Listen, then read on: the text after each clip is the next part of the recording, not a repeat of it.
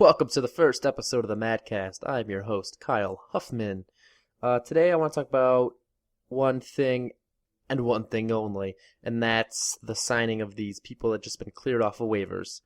Everyone wants the Bulls to get somebody. Caron Butler, Ben Gordon, Danny Granger. Well, Danny Granger was just picked up by the Clippers. There were some people that were smoking crystal meth that wanted the Bulls to get Big Baby Glenn Davis. Who wants that? Nobody wants that. But you could keep dreaming, because no matter who gets let go, nobody's going to be getting picked up by the Chicago Bulls. The front office is just too damn cheap. They're not going to be putting money into what they consider a sinking ship. This season to them is a lost cause. They just don't see any reason to put any more money into it when they can just put forth the effort next season and sign somebody that's going to make you happier in the long run anyways. Whether it be Nikola Mirotic, Lance Stevenson, probably not Carmelo Anthony, but keep dreaming. That kind of situation is going to benefit you in the long run anyways, so why not just spend your money then? There's a lot of people out there still thinking the Bulls are going to go on this huge playoff run, bounce everybody at the playoffs. Listen, it's not going to happen. They're going to get out of the first round because they're going to be playing the fucking Wizards, I don't know, some piece of shit team, because every team in the East besides Indiana, Miami is shitty. And I think the Bulls could take any one of those guys 3-8 in a 7-game series. I don't think they could take Miami. I don't think they could take Indiana. Do you honestly think they could? Sure, they'll give them a run for their money. They'll maybe win a game or two. But is that worth it to management to be paying these guys that just got waived off to come play here, like Jimmer Fredette or Caron Butler? They're not going to do it. They're just going to wait. And as a fan of the game and a fan of the Bulls, like, of course you want to see them strive every night. You want to see them go out there and win no matter what. But sometimes it's not the same tanking philosophy. It's just let them play with what's out there now. Let these guys finish off the season.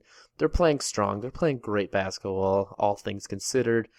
They're the 4th seed right now in the East as I make this podcast. And you shouldn't be too upset with that, considering who's on the team and what they're playing with. It's not a very strong team. They're the worst, second worst, one of those offensively in the game. But they're a fun team to watch because their defense is so good. It keeps them in every game they play, mostly. If we don't count that Miami game the other night.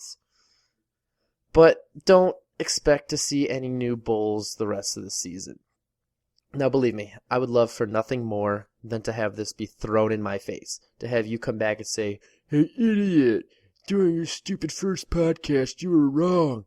I would love that. I would love to see the Bulls go out there and just, get Ben Gordon or something when he's waived. Just something fun, Something just to spark up the rest of the season.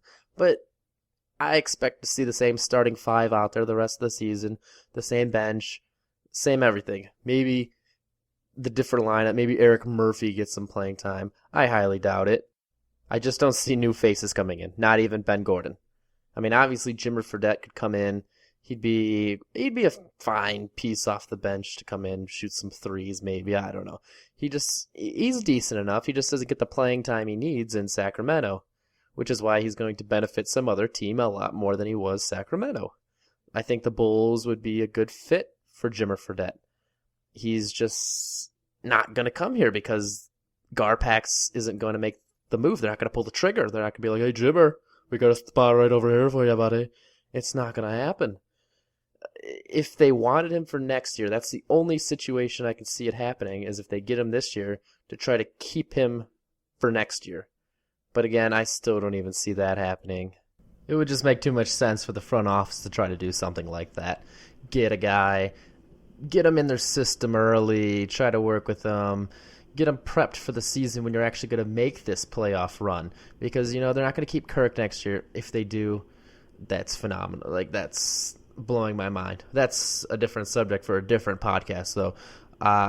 Just work him into the system. Get him ready. Because next year, with Rose back, it's supposed to be our season. Just like we said at the beginning of this year, it's supposed to be the start of our championship run.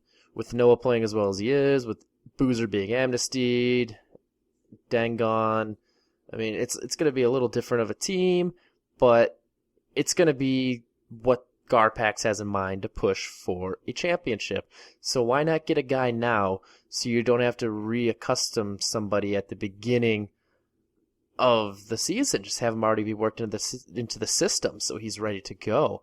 That's one less guy you got to get ready. I don't know. I don't know. I don't know. I don't know. I don't know.